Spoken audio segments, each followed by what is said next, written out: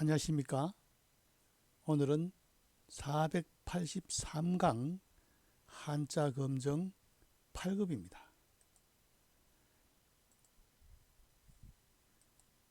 자, 백성민.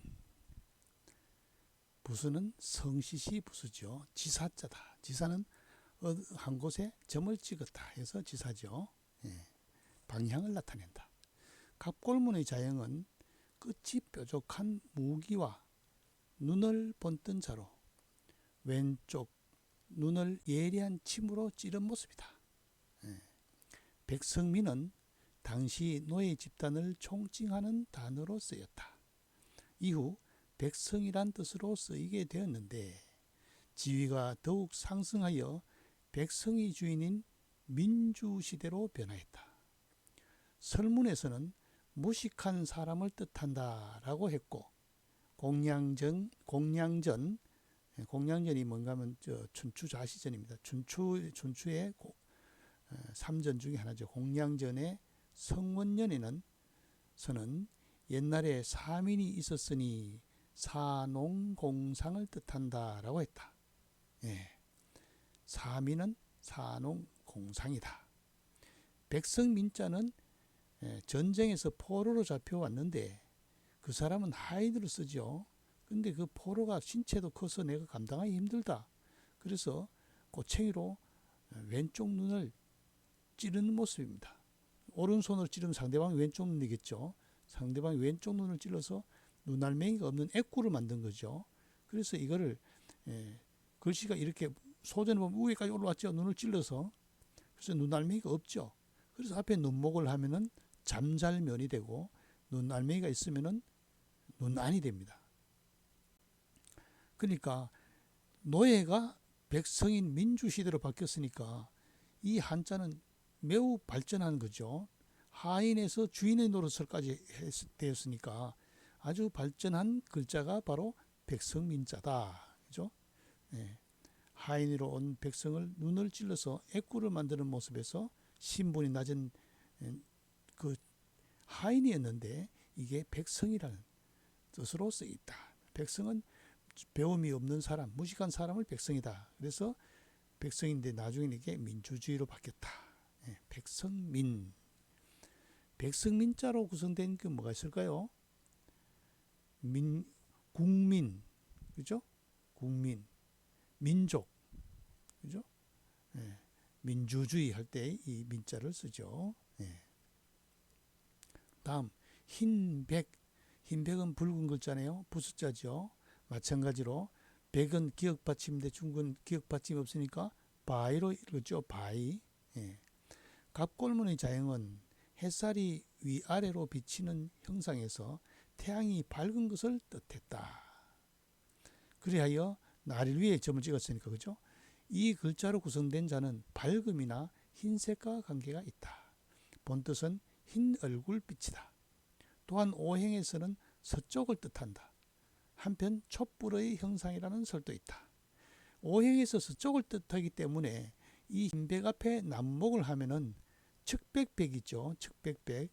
척백나무는 참 공교롭게도 보통 나무들은 전부 다 동쪽으로 가지를 뻗는데 척백나무는 서쪽을 향해서 가지를 뻗습니다.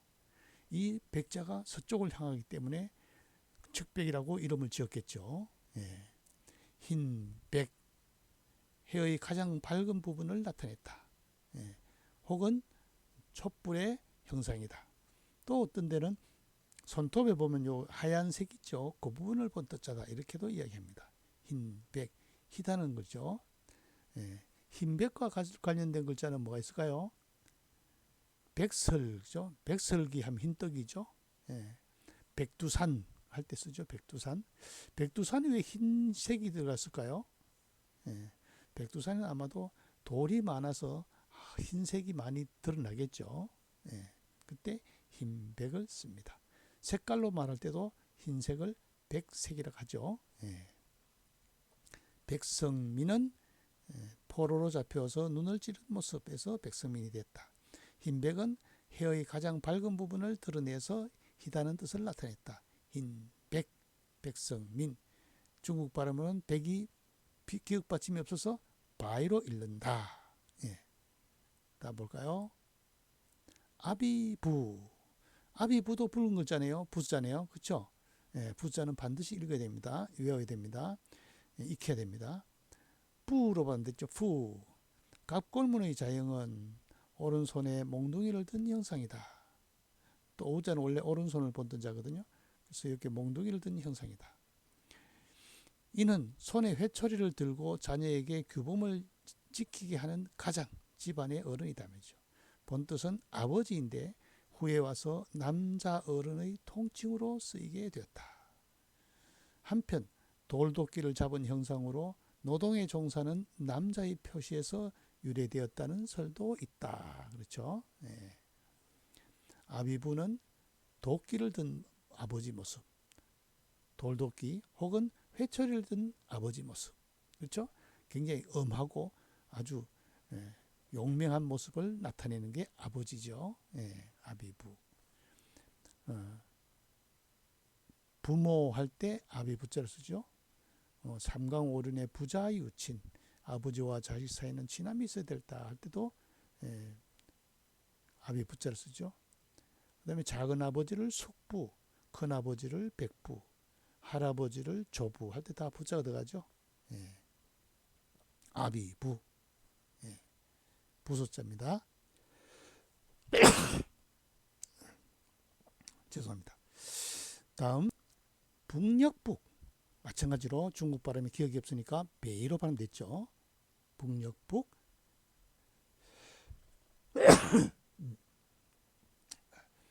북녘북 달아날 배. 북녘북 달아날 배.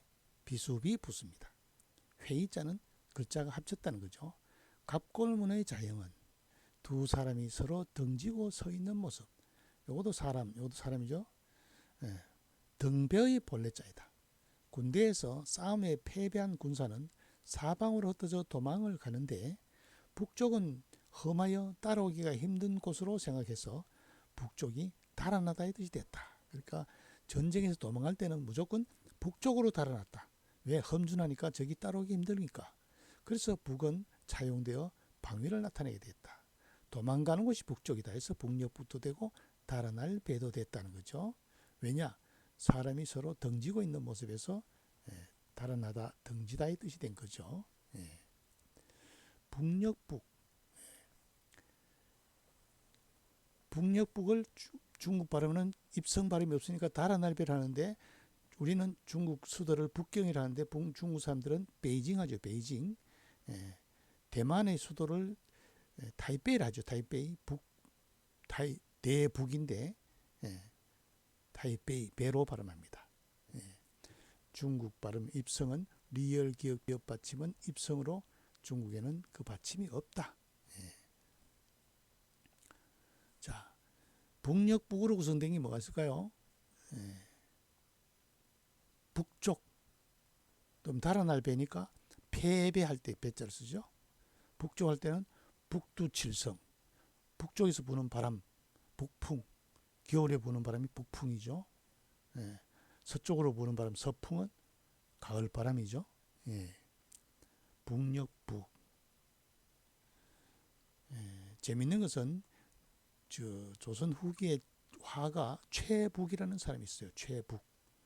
이 최북이라는 사람은 자기 호를 요 북자를 파쇄해 가지고 77로 7칠자 2개로 자기 호를 삼았어요. 그런데 공교롭게도 이 사람이 몇 살까지 살았을까요? 77이니까 49세까지 살았어요. 재밌는 얘기가 있죠.